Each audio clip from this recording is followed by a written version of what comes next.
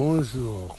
Alors là, nous rentrons dans le vif de notre sujet. Et dans le jour 4, je vous avais demandé de lire le verset Acte 2, 42, et qui est en fait l'objet de notre cheminement. Alors, pour le jour 5, nous allons rentrer dans le vif de notre sujet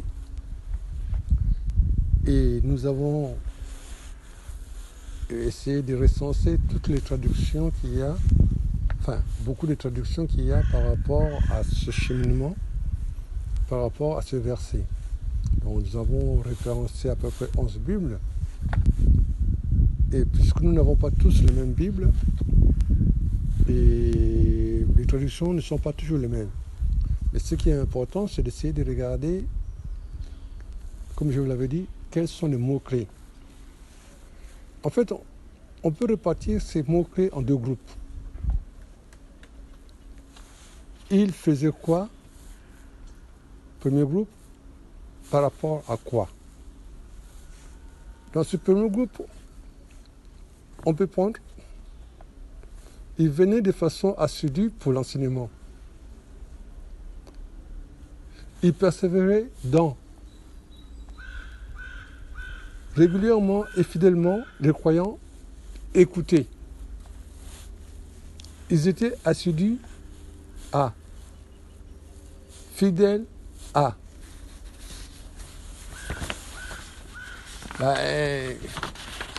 Puis, tous s'appliquaient fidèlement à écouter l'enseignement. Vous voyez, ça c'est la première partie. Il faisait quoi? Le deuxième groupe, par rapport à quoi? Donc c'est par rapport à quoi nous avons par rapport à l'enseignement, par rapport à la communion fraternelle, par rapport à la fraction de pain, par rapport aux prières. Alors, ce sont des mots, c'est vrai que un mot désigne, c'est un vocable qui désigne quelque chose. Hélas, aujourd'hui, malheureusement, nous avons perdu le sens des mots. Les mots n'ont plus de sens. Or, un mot donne à un sens. Regardons le premier groupe.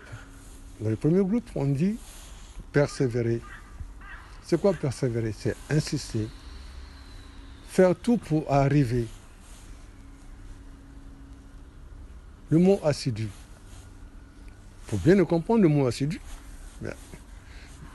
Donnez cet exemple. Vous avez votre enfant qui va à l'école et il vous ramène un bulletin où il est écrit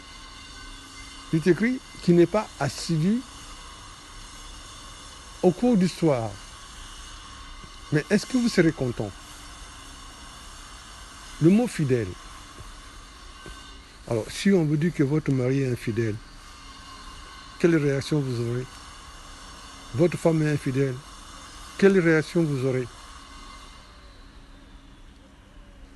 Voilà, ce sont des mots qui sont forts, mais souvent on passe à côté de cela. On dit régulièrement et fidèlement. Régulièrement, c'est pas quelque chose de quelquefois, mais c'est très régulier. C'est régulier, chaque jour, constamment. Ce n'est pas une fois de temps en temps. Fidèlement, c'est avec fidélité. Et pas un jour tu es là, un jour tu mens, un jour tu respires autre chose. Non, la fidélité, c'est l'infidélité, c'est la constance. Voilà ce premier groupe.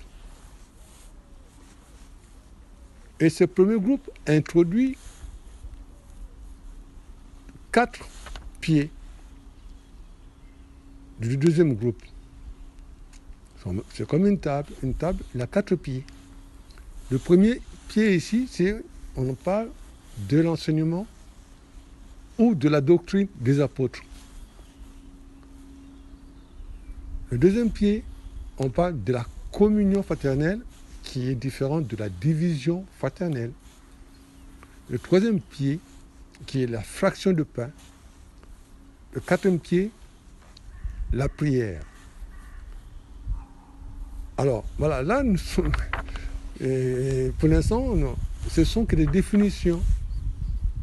Donc, nous rentrons en plein dans notre cheminement qui va prendre beaucoup de temps. Mais, sans vouloir faire la morale, mais dites-nous, est-ce que nous sommes fidèles, assidus à l'enseignement des apôtres? Bon, ces versets résument la première communauté chrétienne. Oui, bon, pour parler de communauté chrétienne, la communauté vient du mot communion. Communion, on peut l'expliquer comme quoi? Comme s'il y avait au moins deux personnes qui ont quelque chose de commun qui se mettent en union. La plus petite communauté, c'est un couple qui se retrouve pour se marier. Bon. Une famille, c'est une communauté. Un groupe de prière, c'est une communauté. Une association, c'est une communauté. L'église est une communauté. Qu'est-ce qu'on peut dire? Une fraternité dans un groupe de prière, c'est une communauté. Donc, vous voyez, la communauté, au sens large, il faut au minimum deux personnes qui ont quelque chose en commun, qui se mettent ensemble. Et surtout actuellement, surtout dans les temps de confinement, eh ben, les maisons où nous sommes, là où nous sommes confinés ensemble, nous sommes dans une communauté, c'est ce que nous sommes appelés à vivre ensemble. Donc la retraite, elle est bien arrivée pour pouvoir essayer de vivre cette première communauté. Donc, voilà, là nous sommes rentrés dans le train et le train va démarrer. Donc nous allons rester pendant longtemps sur un certain nombre de thèmes dont nous allons essayer de comprendre déjà un peu le premier enseignement, c'est ça, c'est quoi l'enseignement des apôtres. Ça peut nous prendre beaucoup de jours, parce que dans l'enseignement des apôtres, il y a la doctrine, il y a la parole de Dieu, il y a l'Église, il y a notre foi. Donc nous allons parler de cela pendant un certain nombre de temps. Ensuite, il y a le deuxième pied que nous allons étudier, c'est la communion fraternelle, qui n'est pas la division fraternelle. Et pourquoi sommes-nous divisés dans nos familles? Qui sont même père, même mère, est-ce que nous sommes en communion fraternelle ou nous sommes dans la division fraternelle? Nous allons essayer de voir tout cela. Le troisième pied, c'est la fraction de pain, l'Eucharistie. Le quatrième pied, c'est la prière entre nous. Pour terminer, est-ce que dans nos maisons, dans nos familles, dans nos communautés, il y a combien de pieds? Est-ce que nous vivons combien de pieds dans nos maisons? Alors, peut-être que c'est pas pour nous faire la morale, mais c'est pour essayer de voir, attendez, hein, pour l'instant, je pense que nous vivons du travers, mais il faut reprendre le bon chemin. Ce qui est important, c'est cela, c'est-à-dire de découvrir que